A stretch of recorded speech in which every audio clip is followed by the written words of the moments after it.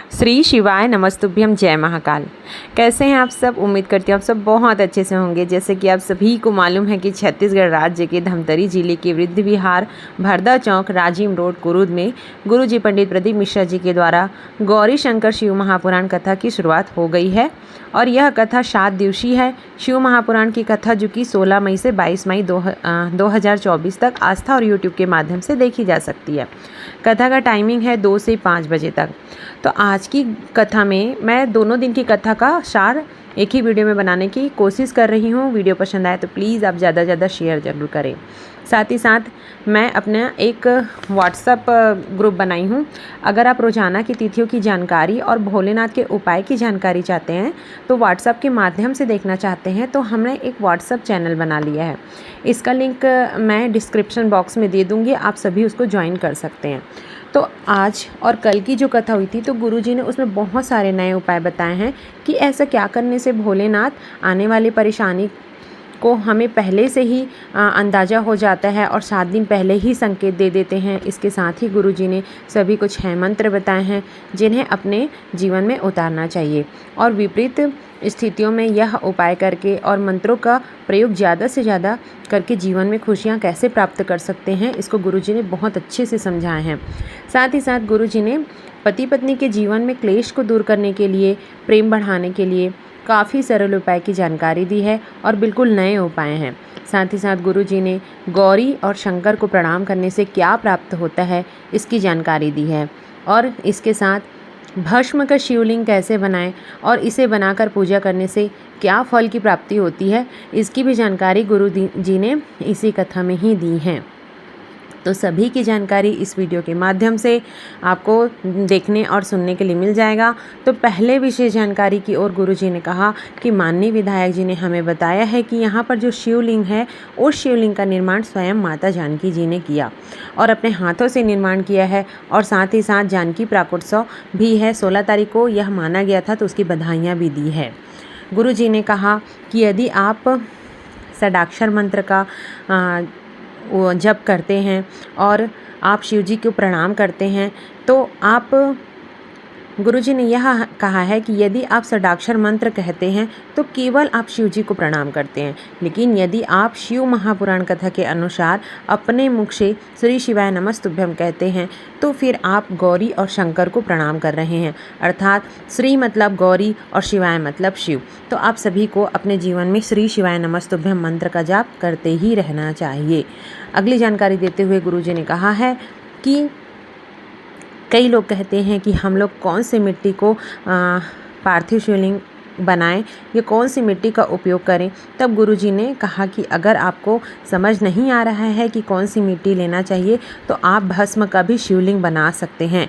गाय के गोबर के कंडे को जलाकर भस्म तैयार कर सकते हैं और उस भस्म से शिवलिंग निर्माण करके आप पूजन अर्चन कर सकते हैं। इससे महादेव अति प्रसन्न होते हैं और आपके जीवन की सभी मनोकामनाएं पूर्ण जरूर करते हैं। उसके बाद अगली जानकारी देते हुए गुरुजी ने कहा यदि आपको ऐसा लगे कि आप किसी तकलीफ़ में हैं, परेशानी आ रही है, सामने बहुत बड़ी मुसीबत आ गई है तो आप भोले भोले महादेव महादेव, श्री शिवाय नमस्तुभ्यम, हर हर महादेव इन शब्दों का उपयोग करना शुरू कर दें। इससे क्या होता है कि हमारे जीवन में जो भी दुख आते हैं आने से पहले 7 दिन पहले हमें संकेत जरूर देते हैं। साथ ही साथ गुरुजी ने अगली जानकारी देते हुए कहा है कि आप सबको यह बात बताएं। इससे पहले हमने कहा था कि सिंदूर लगाते वक्त महिलाओं को सिंदूरा का ही प्रयोग करना चाहिए। सिंदूरा अर्थात जो लकड़ी का बना हुआ होता है उसी में ही। देखिए गुरुजी की जो पिछली कथा हुई थी उसमें भी गुरुजी ने सिंदूरा के महत्व को बताया था। तो आपको क्या करना है, देखो इनके साथ ही साथ गुरुजी ने एक उपाय भी बताया है सिंदूर का साथ में। तो वह उपाय है जहाँ पति पत्नी के में हमेशा से झगड़ा होता आ रहा है, क्रोध आता है, एक दूसरे का चेहरा नहीं देखते हैं, क्लेश बना रहता है, तब पत्नी को एक उपाय जरूर करना चाहिए। पत्नी को एक सिंदूरा ले लेना है और उसमें सिंदूर बंधन भरें और शंकर भगवान के मंदिर में जाकर माता पार्वती के स्थान पर उस सिंदूरा को स्पर्श कराना चाहिए और स्पर्श कराते हुए प्रार्थना करें। फिर उस सिंदूरा को अपने अलमारी में रख लेना चाहिए या फिर जहां आप रोज़ की तरह तैयार होते हैं उस जगह पे आपको सिंदूरा अवश्य रखना चाहिए। आप चाहते हैं तो उसमें जो सिंदूरा भरा हुआ है उसे आप मांग पे रोज़ लगाते जाएं। इससे क्या होगा, 20 से 22 दिन में ही पति पत्नी के बीच में प्रेम बढ़ने लगेगा। यह बहुत ही नया उपाय है, आप यह उपाय करके ज़रूर देखिएगा। इस कथा का ये पहला उपाय था जो गुरुजी ने सबसे बोला कि आप यह करके ज़रूर देखिएगा। गुरुजी ने अगली जानकारी देते हुए कहा कि जो सिंदूरा होता है उसे हमारे यहाँ गौरी कहा जाता है, पार्वती कहा जाता है। कहते हैं कि 64 योगिनियों में जो बल होता है वह लकड़ी के सिंदूरों में अगर सिंदूर रखा होता है तो उतना ही बल विद्यमान होता है।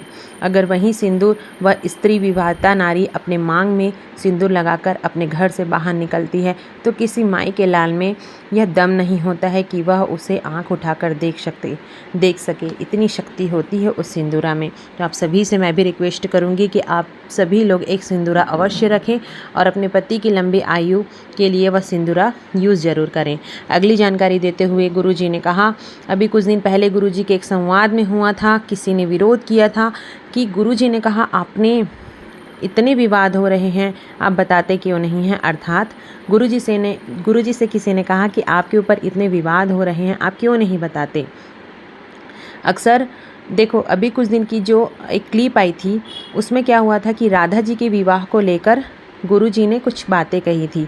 तो गुरुजी का कहना था कि वह वीडियो लगभग 14 वर्ष पुरानी है, ठीक है।